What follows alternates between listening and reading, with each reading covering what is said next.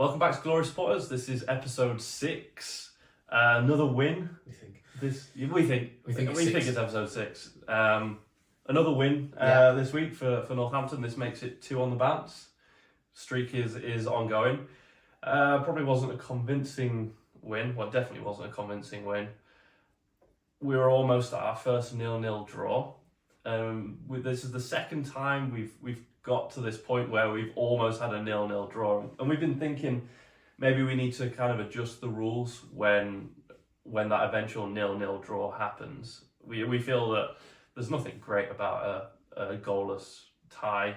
Boring, and that's not what we want. So we're thinking about updating the rules for when that eventually does happen. So what normally would happen with the rules that we set at the start of the season is if it was a draw, regardless of the score, we would stick with the team we were with before. However, we want to make it a little bit more interesting. So we've come up with a couple of ideas, and we'd like to get some feedback from you and see what you think is best. So option 1 is keep everything how it is.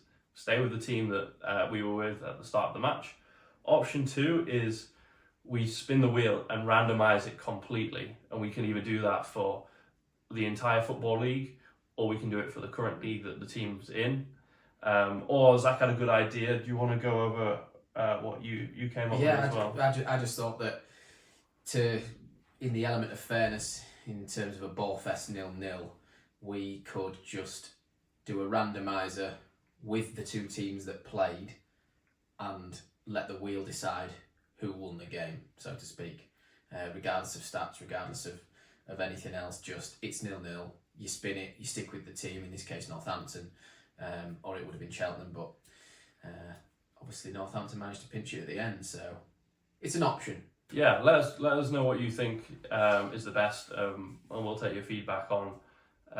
We're still kind of figuring out how this is going to work throughout the season. So yeah, let us know. 3 options there. What do you prefer? You want to get on with the match recap? Yeah, so largely an eventful game at the weekend. We have once again watched the highlights, not that there was many of them. Based on the video we've seen, Northampton had the better chances, more shots. I think hit the crossbar from a corner, headed onto the bar. And ultimately, the goal in the 88th minute by Sam Hoskins, who I think we mentioned, somebody's commented on the video that we did last time, to state that he's the longest serving player at the club, and he got 22 league goals last year. So he's added to his tally at the weekend, and I think that's 3 for him for the season. So he's on he's on for another good season. Sam Hoskins, scored in the 88th minute. Looked like a bit of a defensive mistake from a ball lumped forward, but a good finish, which ultimately sealed the game at 1-0. From the stats, Northampton had more possession, higher XG, more corners, more shots on target, more shots off target, and ultimately looked like they deserved to win, but largely uneventful game. I think that probably surmised by when Cheltenham had that shot on target, the fans cheered, didn't they? So yeah. Cheltenham are yet to score this year. They're bottom of the table, not scoring in what we like 6-7 games in. 5, 6, 7 games in. However many it is, regardless of if it's 5 or 7, not scoring a goal at this point of the season must be pretty disheartening for the Cheltenham fans, and you must be wondering where that's going to come from. So best of luck getting that. But yeah, I'm glad that we're not supporting Cheltenham. I think I'm over the Peterborough stuff now. I'm over it. I've had a week to stew on it. I'm over it. I'm just glad it's not Cheltenham now. It's yeah, it would be boring watching a team that can't score. But, all right, so in the previous video, we were pretty open and realised that we knew next to nothing about Northampton Town. But we got some good feedback, and we got some responses from Northampton fans, mostly on TikTok. So thank you very much, everyone that commented. We'd like to go over a little bit about what we learned and see firstly if they're factual and we've not just been sold down the river. First things, as Zach alluded to earlier, Sam Hoskins is the current longest serving player, scored 22 goals last season. I wonder if he was top scorer. It's quite a lot of goals. I would have thought so. Yeah, if he wasn't, let us know who was top goal scorer last season. That'd be interesting. He must have been. But they were in League Two and they got promoted. So Maybe maybe they had some high scoring players. Other players that have played for Northampton in the past. Funnily enough, you said Ivan Toney wasn't. I can't remember what you said last week. Something like, "Oh well, at least Peterborough had Ivan Toney." True. Turns out that Northampton also had Ivan Toney for a bit, along with Sean Dyche, Dominic Calvert-Lewin, Kyle Walker, Stuart Dallas, and Darnell Furlong as well. There's a couple of fairly big names that have gone on to do big things. Obviously, Dyche must have been some time ago, and he's now managing. So you never know if his career falters when Everton probably undoubtedly get relegated this year. He might drop down a few leagues, but I highly doubt that just yet. Calvert-Lewin and Kyle Walker, both Sheffield United lads, so I know them very well from their time at our club. Calvert-Lewin didn't do a great deal for us. Kyle Walker was fantastic for a season until him and Kyle Norton both got their moves to Spurs for what seemed like an alright fee at the time, but based on what he's gone on to do, I wish we'd got a little bit more. It looks like both their loan spells at Northampton were fairly uneventful. Calvert-Lewin got a goal every 4 games, I think it was, wasn't it? Yeah. 5 in 20 or something like that. And Stuart Dallas, I imagine that was a while ago, and Darnell Furlong is not exactly someone to write home about. So, yeah, but a few names. Yeah, names that we recognise. Which is good.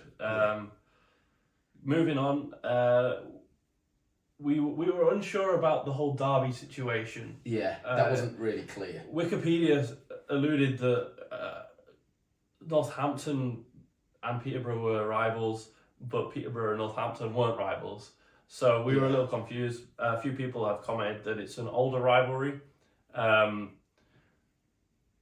I think it's now changed because Peterborough are no longer classed as part of Northamptonshire.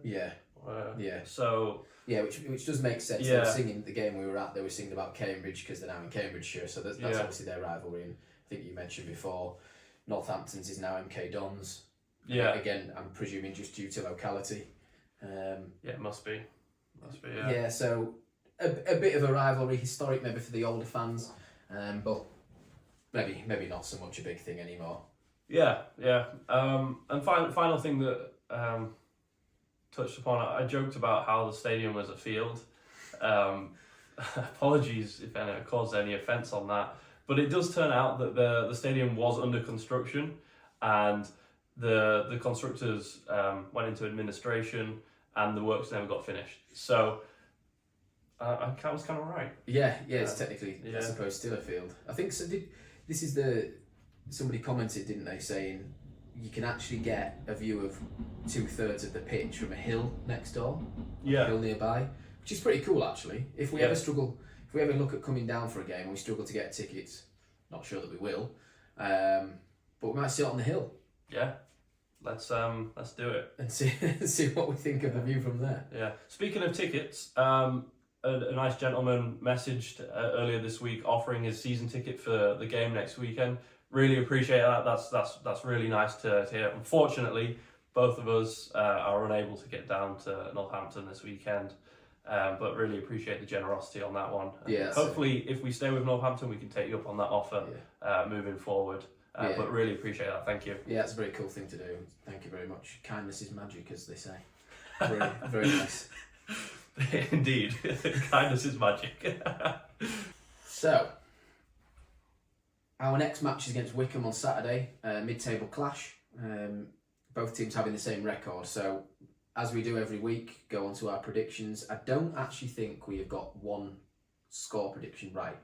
We've got results right, but that's because we're being greedy, I suppose, to an extent. We've also got results wrong, actually. But yeah, we haven't got a score prediction right. So, I'm going to go for 1-1, a draw, which I don't really want, but I can just see that happening. Both teams bang average by the sounds of things in the league at the minute. See what happens, but yeah, 1-1, a draw, and we'll obviously end up staying with Northampton as a result. Yeah, I feel like we're due a draw, really, aren't we? We've pushed our luck throughout the season so far. just to make it interesting, I'm going to say Northampton are going to win. It's going to be a 3-1 win. Oh, There's going to be some goals in it. okay. Purely because Northampton play in the EFL Trophy in the midweek, which Wycombe don't. So if we win with Northampton this week, we get to get an extra game midweek. That will be against Oxford, who are currently top of League One. So no league change yet, but we might get a little bit of a streak going. Say when they lose to Oxford, we can get going through a little further. So I'm gonna predict for that game midweek, assuming that the game against Wycombe is a win. It's going to be a 3-0 win to Oxford. Yeah, I have to say I'm leaning towards that if we are Northampton fans by the Oxford game, that Oxford will continue their winning run and beat us 1 or 2-0, steady away cup game. It always depends what kind of team people put out in the cup, whether they play the reserves, youth squad, etc. But yeah, I think if we stay with Northampton, we'll end up maybe with Oxford and then maybe go on a run from there. We'll see what happens, but we'll look forward to it. Yeah, I feel like at this point we're kind of willing us to get out of League One. I want a bit of a change. I really do want to see if we can work our way up the leagues. So fingers crossed that we can get to that point. I don't want to have to wait for the FA Cup rounds for that to happen, but like you said, let's see what happens. Yeah. So fantasy football.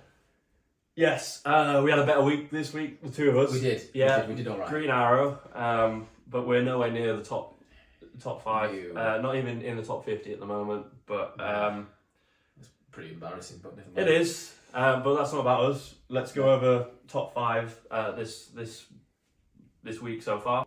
A few changes in the league from last week.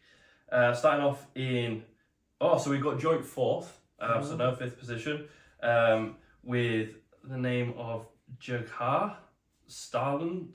Jagar. Starland. That is a cool name. That's like a Game of Thrones name. Then we've got FK Nero's Babes. Solid. Looking good. Then Theus in 2nd. And then top of the league, same as last week, we've got Mohammed, who's holding things firm at the top. Nicely done. Yeah, nicely good work. done. Yeah. Am I actually second bottom? No, you're not. There's 2 pages. We've got 69 people in the league. Nice. Really? Well, that wraps up Fantasy League. Yeah. And probably the video. Yeah, probably the video. So thanks again for everyone watching. Appreciate the communications that we're having with each video. It seems to be proving quite popular on TikTok. Yeah, absolutely. Which is really cool to see. Keep the comments coming in. Any feedback, any more information you want us to go over. See you next week. Yeah. Up the Cobblers. Up the Cobblers.